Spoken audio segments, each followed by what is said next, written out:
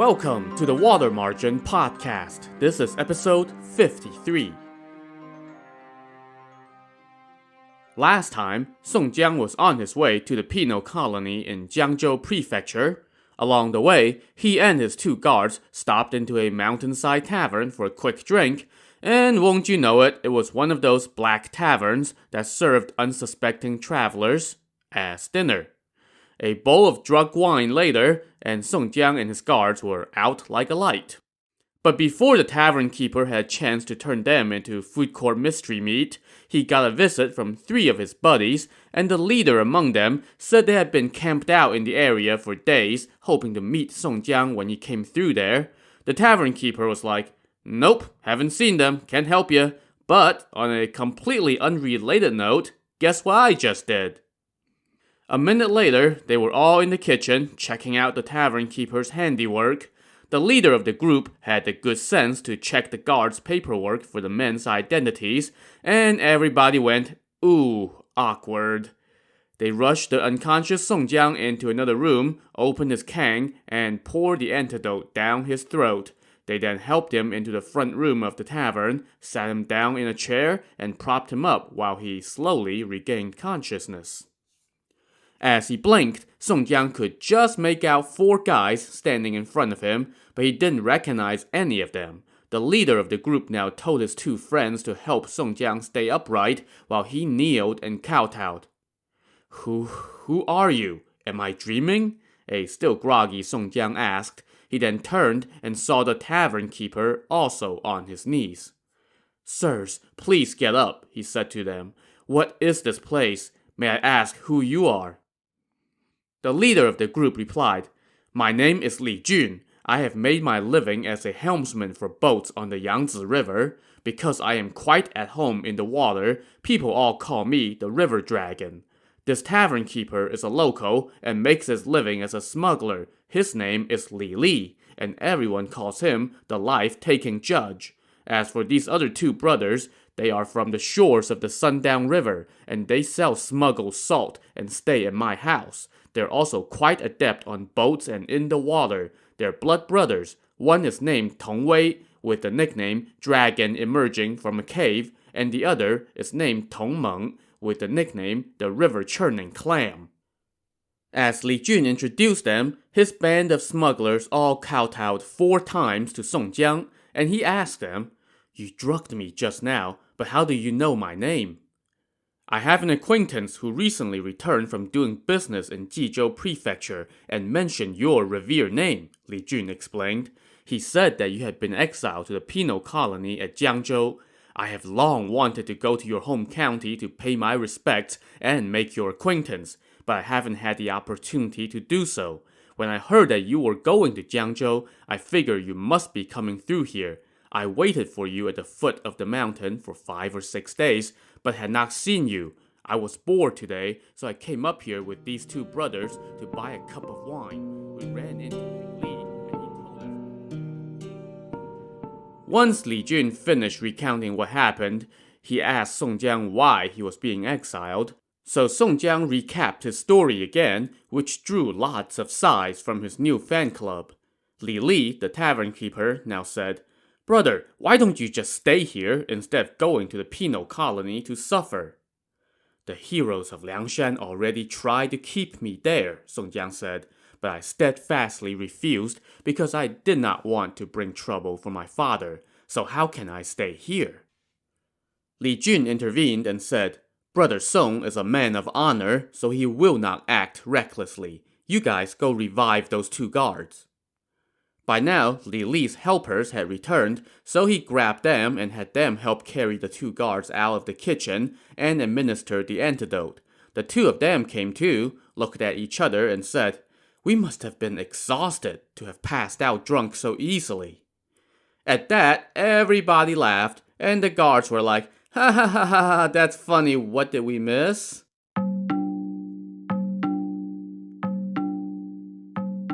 That night, Li treated everyone to a feast and they spent the night at his place. The next morning, he threw another feast and returned Song Jiang and the guard's luggage to them. Song Jiang and the guards then follow Li Jun and the Tong brothers down the mountainside to Li Jun's home, where he welcomed them with more wine and food. There, he became sworn brothers with Song Jiang and kept him for a few days. After that, Song Jiang insisted on resuming his journey, so Li Jun brought out some silver for the guards. Song Jiang then put his cane back on, grabbed his bundle, and took his leave of his hosts. He and the guards then got back on the road to Jiangzhou.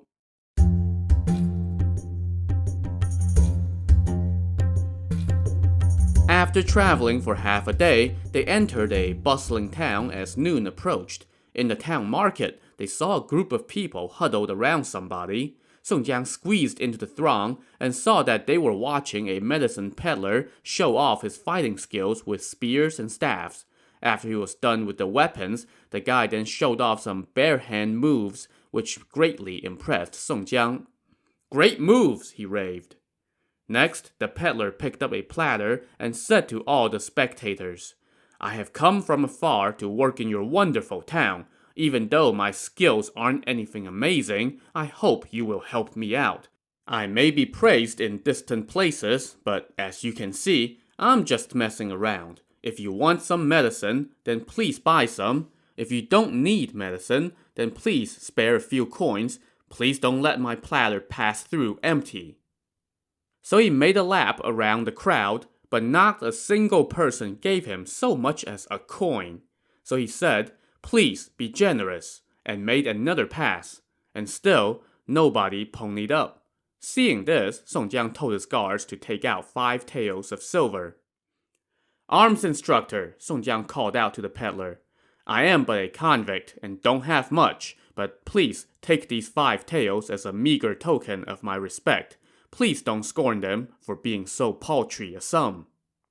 The peddler accepted the silver, held it in his hands, and sighed aloud. "This Jieyang town is a well-known place, and yet there is not a single person here who recognizes my abilities. Thank goodness for this gentleman. Even though he's got legal problems and is just passing through, he still generously gave me these 5 taels of silver. They are worth more than 50 taels from someone else. Sir, please accept my respects and let me know your great name so that I may sing your praises everywhere." "Oh, this is but a trifle," Song Jiang said. "No need to thank me."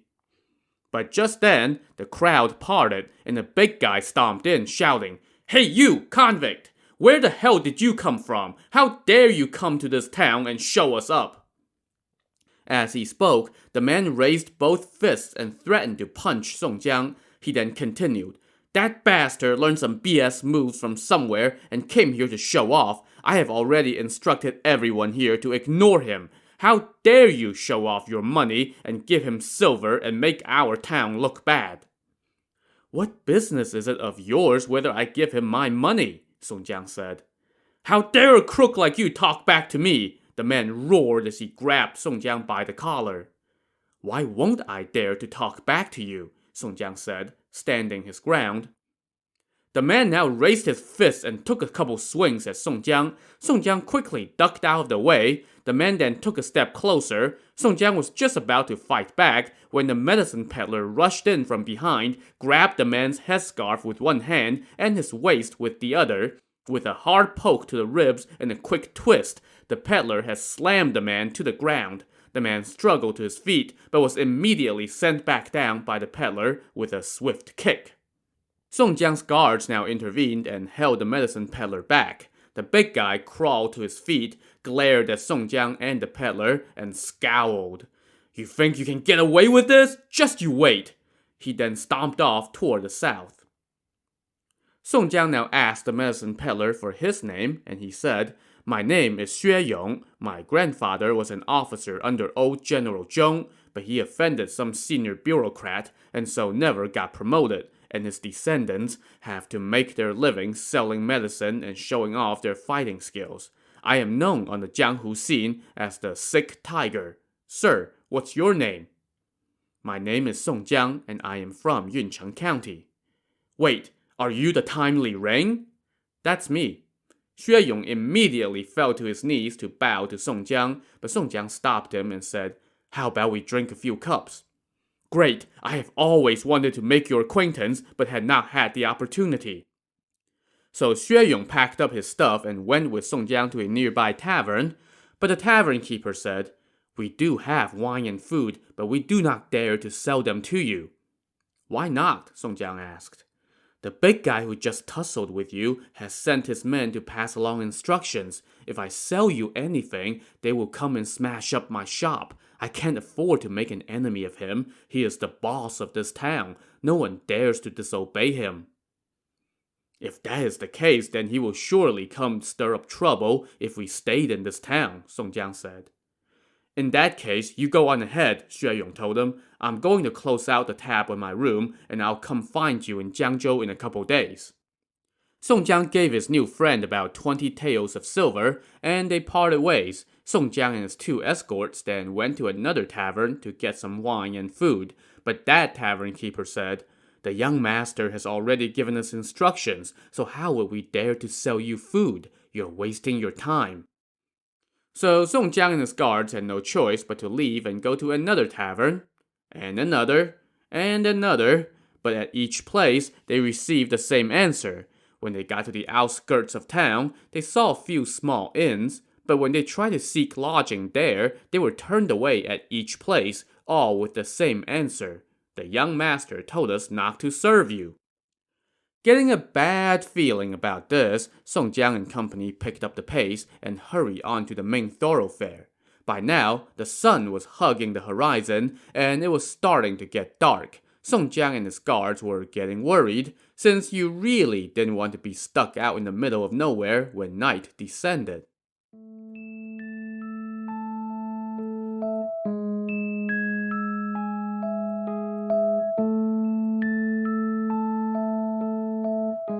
Just then, they saw light poking through some distant woods down a back road. "There must be somebody living there," Song Jiang said. "Let's go apologize for the intrusion, ask to stay one night, and leave tomorrow." "But that's off the main road," the guards said. "We don't have a choice," Song Jiang told them. "It may not be on the main road, but it's no big deal to walk an extra mile or two tomorrow." So they hurried off the main thoroughfare and followed the back road for less than a mile. There, behind the woods, they saw a large manor. They knocked, and a workhand opened the door with the typical warm and fuzzy greeting. "Who are you? Why are you knocking on our door at this time of night?" Song Jiang answered respectfully, "I am an exiled criminal on my way to Jiangzhou. We missed our lodging spot today and have no place to spend the night. We would like to ask you to let us stay here, and we will pay you for the lodging tomorrow morning." "Okay, stay here for a minute and let me go inform my master," the workhand said. "If he consents, you can stay." So the workhand went inside and returned momentarily. "My master has invited you in," he said. Song Jiang and the guards went inside to a thatched parlor to pay their respects to the old squire of the estate. The squire instructed his workhand to show them to a room and prepare some dinner for them. So the workhand took them to a thatched hut, lit a lamp, and then brought them 3 servings of rice, soup, and vegetables. Once they ate, the workhand cleaned up the dishes and left. The guards then said to Song Jiang, "Sir, there's no one else here. Why don't we open your kang so you can have a good night's rest and we can set out early tomorrow?" Song Jiang consented, so the guards removed his kang and they went outside the hut to use the bathroom. On this night, the sky was lit up with stars. Behind the huts by a courtyard for husking wheat, there was a small path, which Song Jiang took note of. After using the bathroom, they went back into their hut, closed the door, and prepared for bed. "Thank goodness that old squire took us in," Song Jiang said to his companions. As he was speaking, he heard some noise outside. He peeked through the crack in the door and saw the old squire leading 3 workhands with torches, making the rounds and inspecting the wheat around the courtyard. "This old squire is just like my father," Song Jiang said to the guards. "He has to personally oversee everything. Even at this hour, he hasn't gone to bed yet and is making the rounds himself." Just then, they heard someone outside the estate banging on the door and demanding to be let in. The work hands hurriedly opened the door, and about 5 or 6 men stomped in. Their leader was holding a long-handled broadsword, while the rest were carrying wooden staffs and pitchforks. Song Jiang took a peek and went, "Ah, crap! That's the guy who tried to beat me up back in town," he whispered to the guards.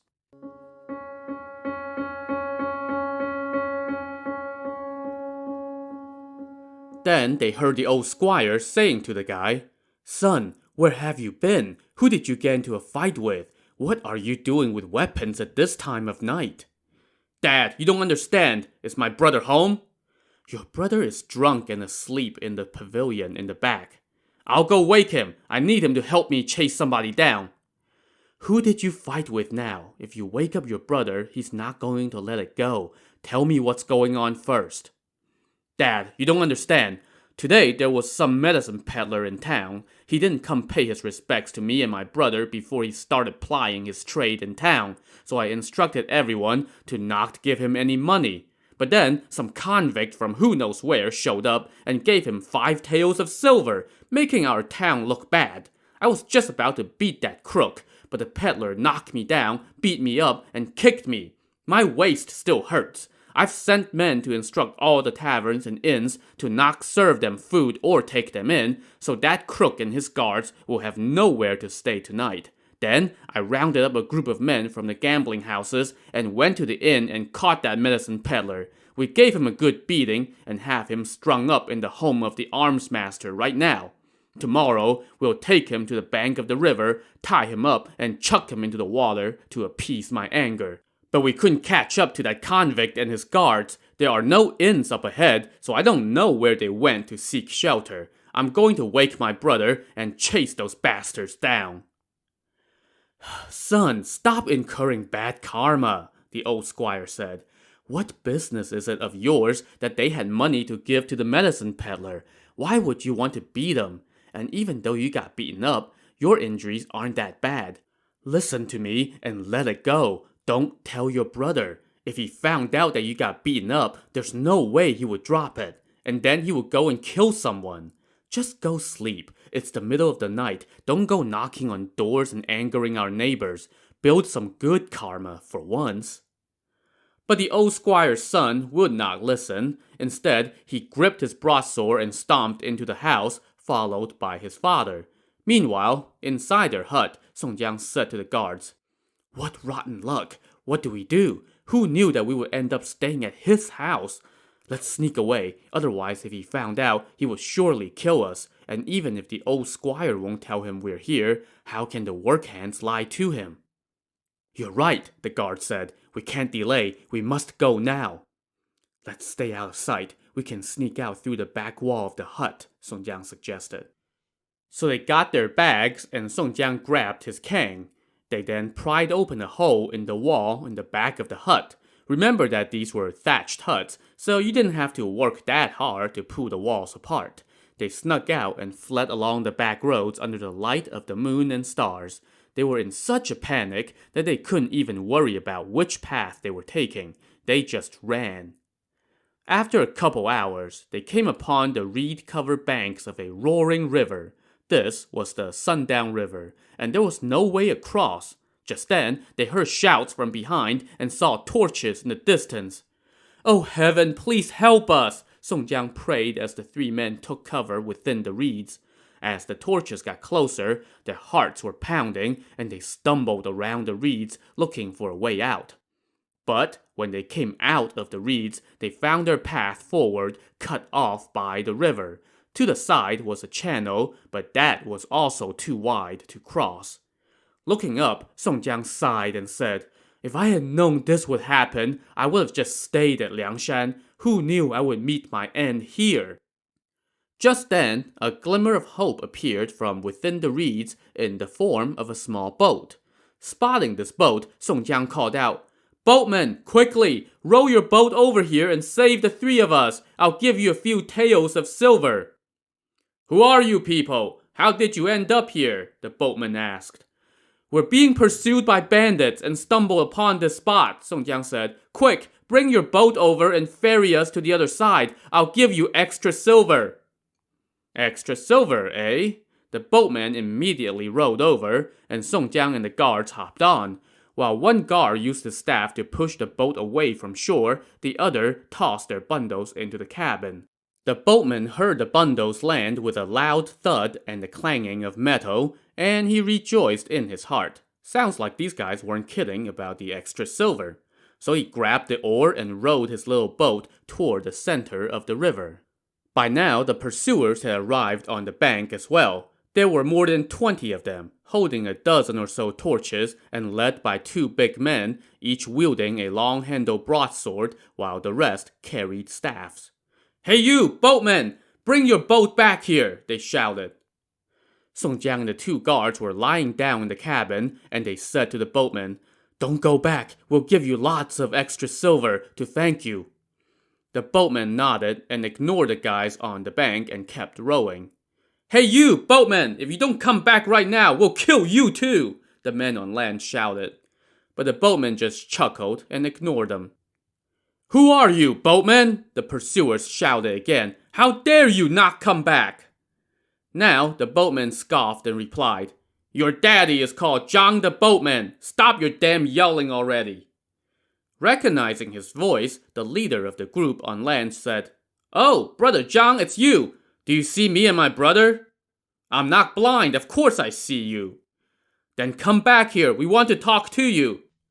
"Oh, we can talk tomorrow. My passengers are in a hurry."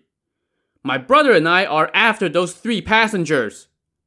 "Well, they're my customers, so they're like my family. I'm inviting them out for a bowl of deck knife noodles." Wait, deck knife noodles? What? "Just come back here for a minute and we can discuss it," the leader of the men on land shouted. "These are my customers. You want me to row them back to you? What a joke." "Brother Zhang, you don't understand. My brother is after that crook. Just come on over here." But the boatman kept rowing and shouted back, "They are my first customers in days. I can't just let you take them away. My apologies, but I'll see you guys another day." As he listened to this back and forth from inside the cabin, a relieved Song Jiang whispered to the guards, "Thank goodness this boatman saved us. We must not forget his kindness. We're so lucky he was here to rescue us." As the boat slowly crept farther and farther away from shore, the men and the torches on land became blurs of light in the distant reeds. As he looked on, Song Jiang said, "What good fortune! It is true what they said. When good people meet, evil people keep their distance. We have escaped calamity." Just then, the boatman started singing a song, and it went something like this. "Born and raised on the river's edge, toward officials in heaven, I am fearless and bold. Last night the god Hua Guang tried to do me in. Before he left, I snatched his brick of gold." So this Hua Guang the boatman just sang about is a Taoist deity that's often depicted as a god of fire. As Song Jiang and his escorts listened to their ferrymen sing about robbing a god, they started to get a little antsy, but Song Jiang just thought, "Nah, it's just a song." But just as they were talking about this in the cabin, the boatman put down his oar and said, "You prick, and you 2 guards, your kind is always squeezing us smugglers, and now you have landed in my hands. Do you want to eat deck knife noodles, or do you want to eat wontons?" "Huh? What?" "Sir, please don't joke around," Song Jiang said. "What do you mean by deck knife noodles and wontons?" "I'm not joking around. If you want to eat deck knife noodles, then I have a sharp knife hidden right under this deck plank here. I don't need but 1 slash for each of you, and you'll end up dead in the water. Now, if you want to eat wontons, then hurry up and take off all your clothes and jump into the river to your watery graves." Clutching his companions, Song Jiang lamented, "Ah, crap. Luck never comes in pairs, and disaster never travels alone."